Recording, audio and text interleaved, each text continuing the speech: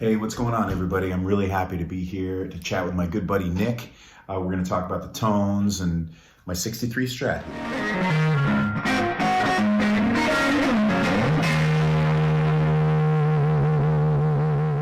What's up, guys? Welcome back. So I've been so fortunate enough to have great friends in the music industry and guys we all look up to.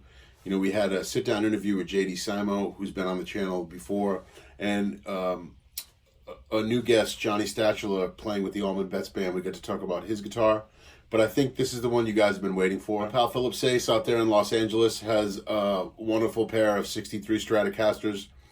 63 Strats are known to be quite magical. I recently had a 63 Strat myself, and it was much different than my 59. The pickups just had a really, really sweet tone, and my finances are a little better. I hope to own another 63 because they are really great. We did a video covering Philip's Mother Strat, which is the white over sunburst 63 he has. We're going to talk about the sunburst one.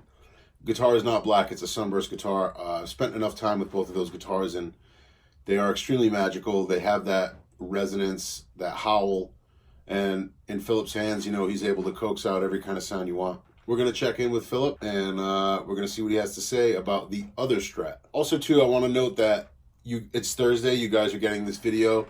Tomorrow, Friday, March 6th, Philip has a new single out, Give Me Time. It's a cover of a classic Magic Sam song. I've provided the link down below in the description for you guys to go stream that song. So please support Philip, go support music, go support artists, and go listen to that. Go download it, stream it, find it wherever you can, and just support music. But we're going to check in with Philip now. Peace.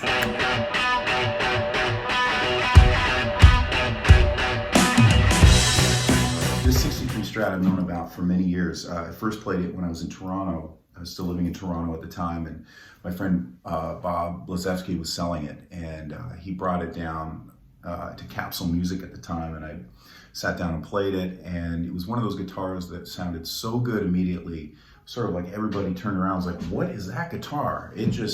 Thing just sounded just like the heavens opened up. It sounded so great. Unfortunately, at the time, I didn't have the money to buy it, and so it went to somebody else. I think it went south of the Canadian border, was in the US for a while, then came back. Anyway, fast forward to 2010, and my friend Mike Lant called me up and said, hey man, I know you're not looking, but there's a 63 Strat that just made me think of you, and I really think you should check it out. And I said, man, I'm not interested. I'm just, as much as I would love to, it's not the right time. And he said, okay. Anyway, a couple weeks later, he said, you sure you don't want to know about this Strat?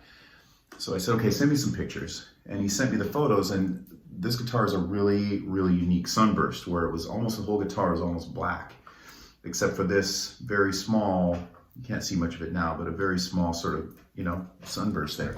And I knew it as soon as I saw it, and just said, okay, sold. So I ended up selling a whole bunch of stuff and to make this happen. And this is one of the finest guitars I've ever played, best sounding Strat that I've ever played. So I'm extremely grateful to have it, and I've held it close to my side ever since it came back to me in 2010. So thanks to my friends Mike and Bob for helping me find this guitar. Here comes the parade. Both of these Strats are from 63, August, September. Very, very similar to both veneer boards. This is completely original except for, I think, the volume pot. I changed the volume pot. Otherwise, everything is straight in here. This guitar, and frets too, of course. This guitar is also a veneer board with big frets. The pickups in it went south many years ago. The 63s that were in there, I had them rewound, but they didn't have the same thing. So ended up putting a set of original 58 Strat pickups in there, and they are just real airy and fantastic sounding in this guitar. I guess some of the neck shape is, they each have a little bit of their own thing going on, but again, they're not super far away from one another. Definitely part of the same family. I find that the Sunburst has a real wonderful woody dark sound, while the Mother Strat has a really airy, open kind of, spanky sound. So the two of them work really, really well together, particularly in recording. where they have two different voices, and you can use, you know, one for a solo, one for rhythms or riffs or whatever. So again, they work very, very well together.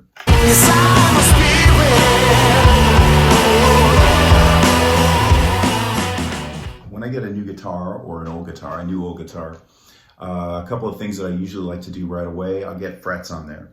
I've always liked big frets. When I first started playing, I didn't even know that was an option. And I remember putting 13s on my guitars because that's what Stevie did. And I thought that's what, you know, that's what you're supposed to do. So, you know, 6 months into playing and, you know, basically like a fretless guitar with trying to bend 13s on, you know, you're going to fuck up your hands pretty quick. And so anyway, found out about, you know, bigger frets, which is a key thing. So I always get into that. Action, I usually like to set by feel. I don't always go in there or look through something online and say, well, it's supposed to be this measurement. No, I go by feel and by sound. And some guitars it's higher than others, some guitars it's lower than others. It just depends on, you know, depends on the feel and the sound. So the mother Strat, I usually keep it pretty high. I mean, I don't know if you can see it on this thing, but you know, give it some height. And you know, I find it rings in a certain way. It's actually easier to bend, or it's more comfortable to bend, I should say. I enjoy it a lot more with the action up.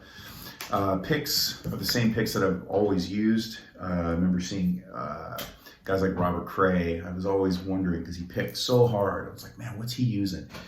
And he was using like those Tortex picks back in the day, the blue ones. And I remember going to see Ian Moore, and he was using the green ones. And so I kind of was playing back and forth between the green ones and the blue ones, and eventually settled on the green ones, the Ian Moore influence. So yeah, definitely always using those. I think they're what, 0.88 millimeters up there. So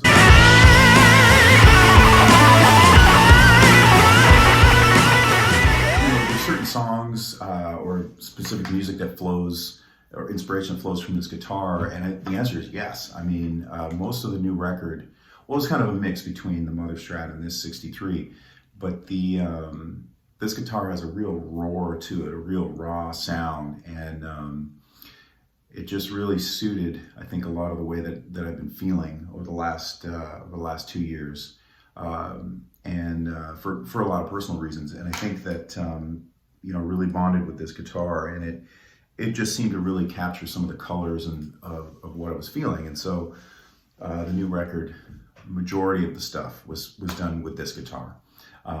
Some of the stuff is also done with Mother, don't get me wrong, but most of the sound you hear on the new record is this one. It just had a dark, kind of a dark heaviness to it that it just felt like the right way to go.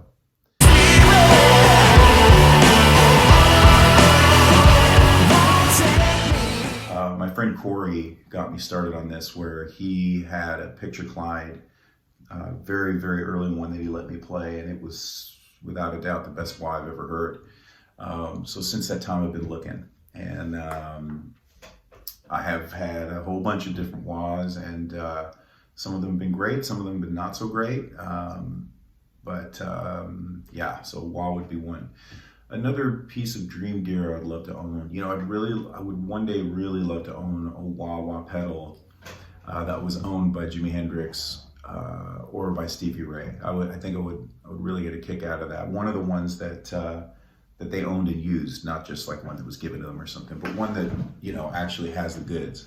That's something that I would love to own one day. So you can hear this guitar on my new record, which is called Spirit Rising, and we have a new single that's coming on March 6th. It's actually a song by the great Magic Sam. The song is called Give Me Time, and it's something that I've been playing live for quite a while.